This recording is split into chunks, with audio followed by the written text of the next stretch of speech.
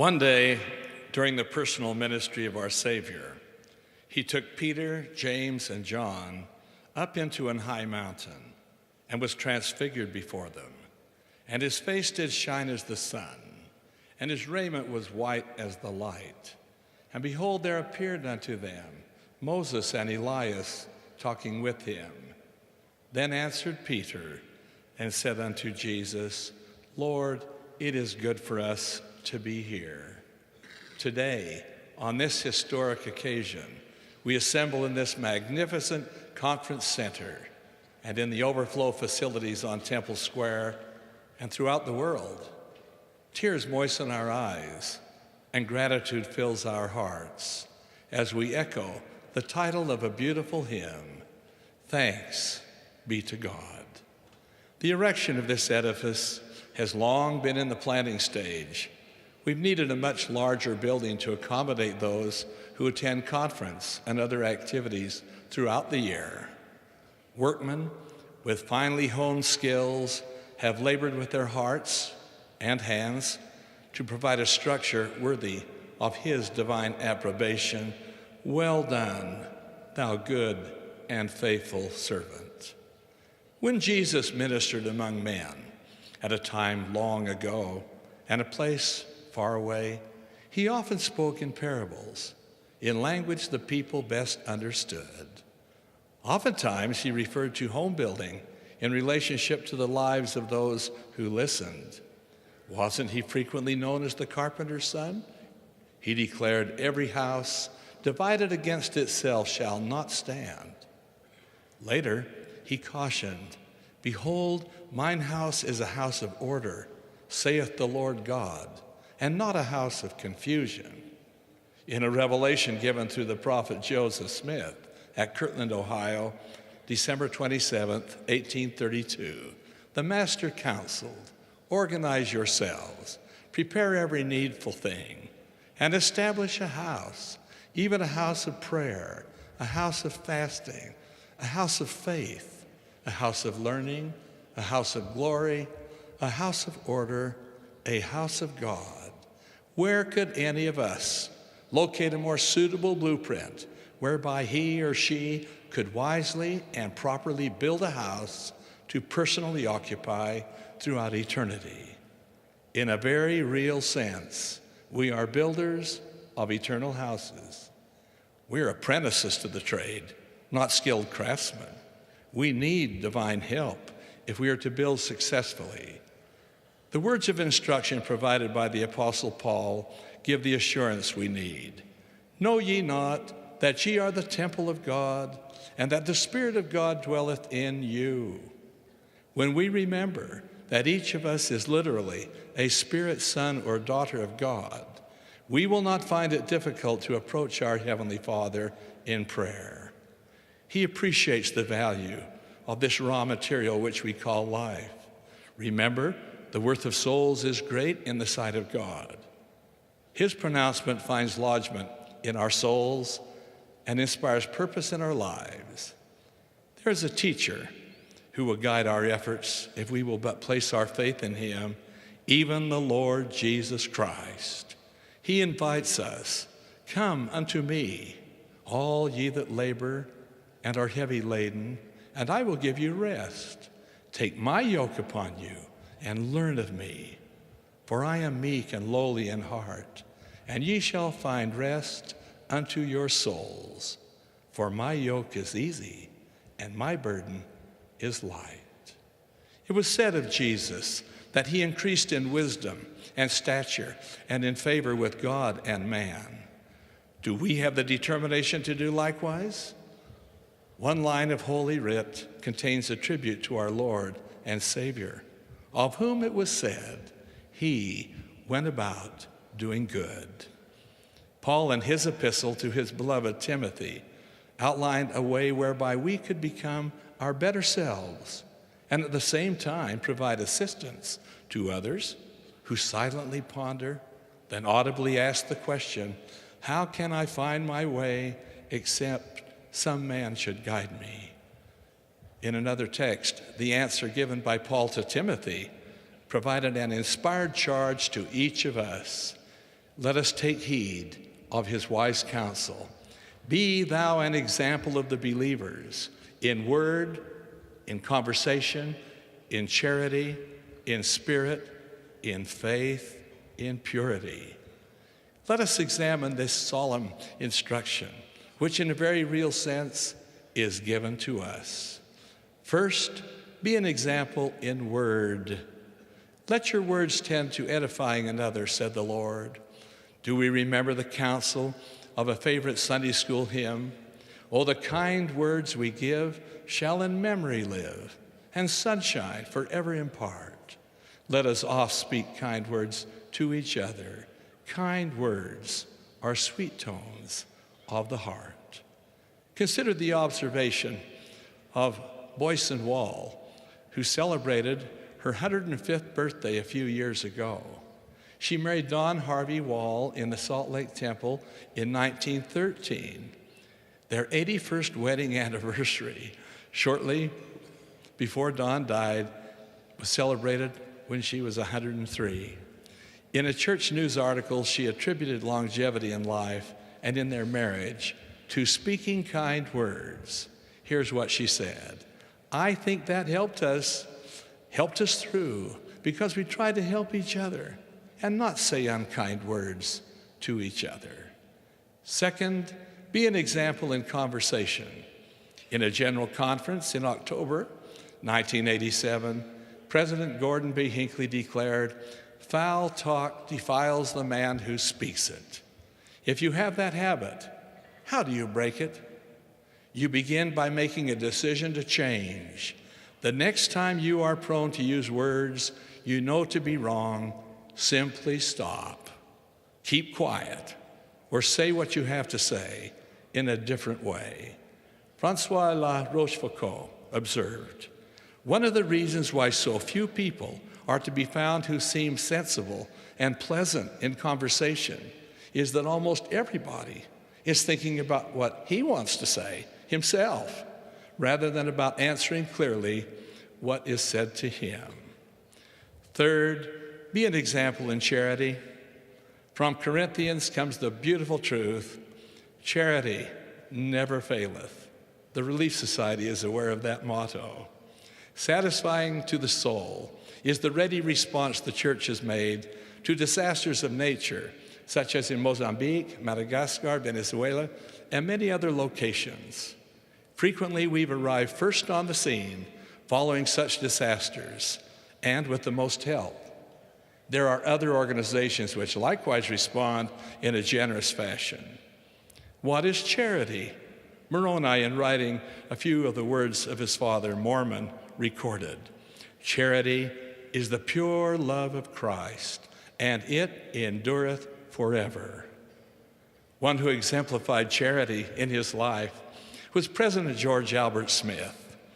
Immediately following World War II, the church had a drive to amass warm clothing to ship to suffering saints in Europe.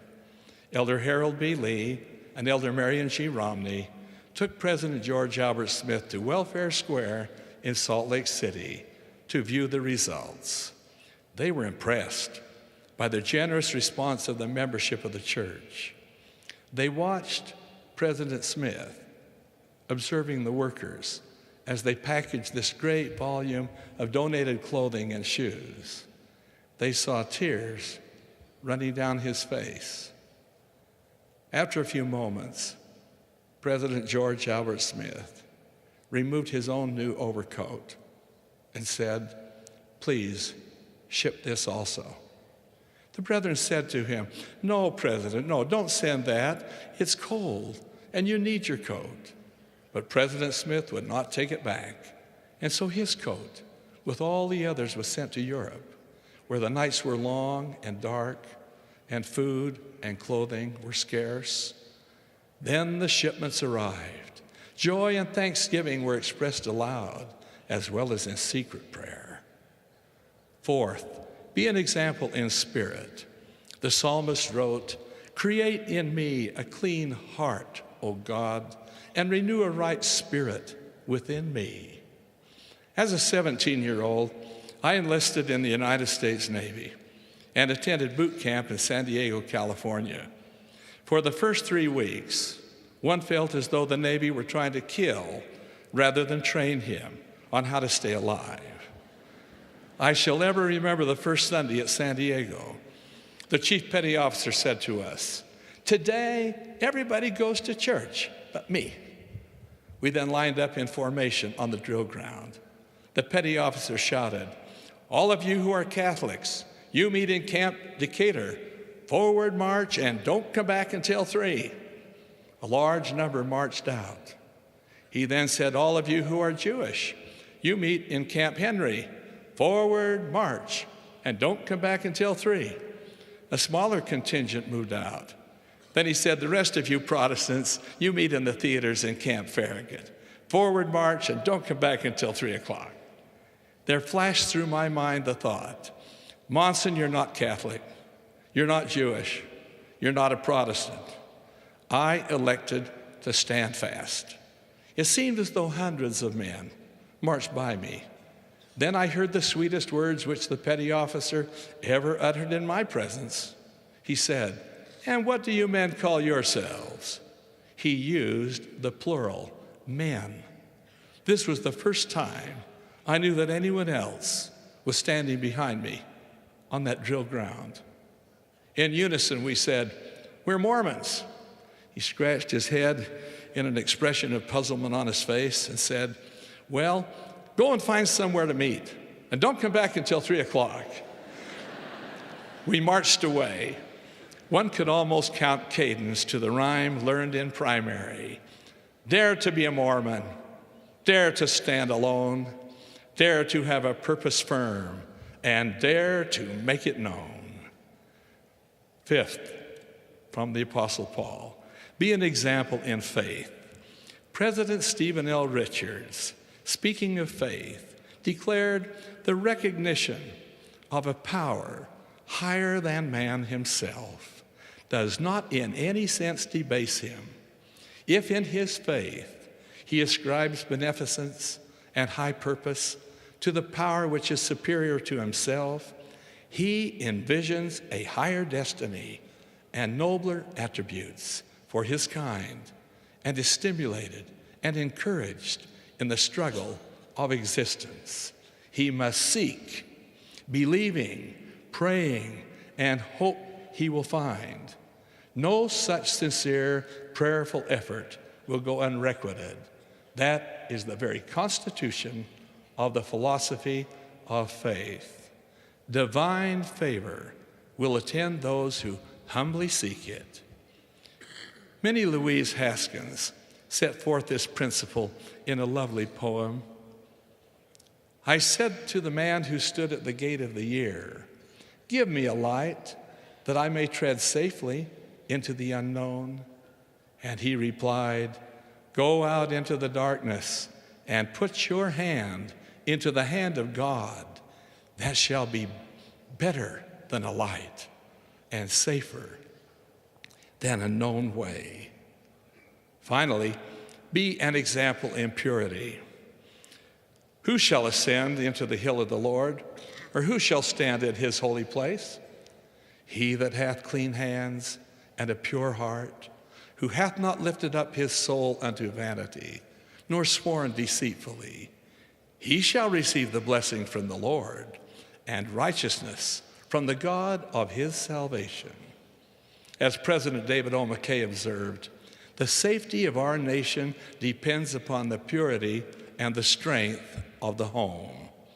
And I thank God for the teachings of the church in relation to home building and the impression that kind parents have made that a home must be the most sacred place in all the world. Our people are home builders, and they're taught everywhere, from childhood to old age, that the home should be kept pure and safe from the evils of the world.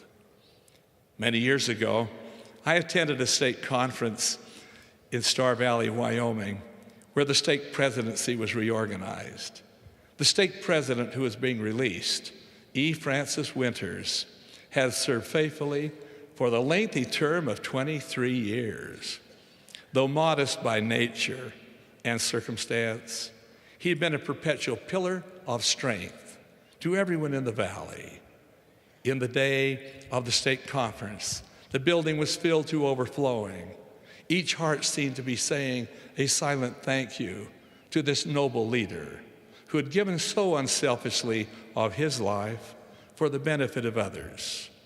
As I stood to speak, I was prompted to do something I'd not done before, nor have I done so since.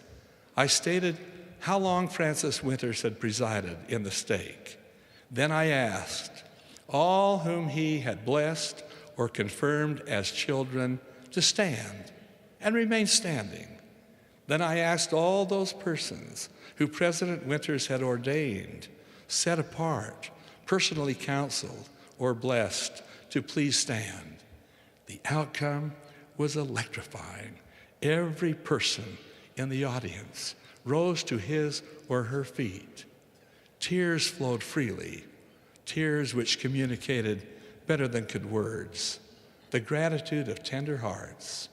I turned to President and Sister Winters and said, "We are witnesses today of the prompting of the Spirit. This vast throng reflects not only individual feelings, but also the gratitude of God for a life well lived. No person in this congregation will forget how he or she felt when we witnessed the language of the Spirit of the Lord." Here in Francis Winters was an example of the believers in word, in conversation, in charity, in spirit, in faith, in purity. True to the faith that our parents have cherished, true to the truth for which martyrs have perished, to God's command, soul, heart, and hand, faithful and true, we will ever stand. That each of us may do so is my humble prayer. In the name of Jesus Christ, amen.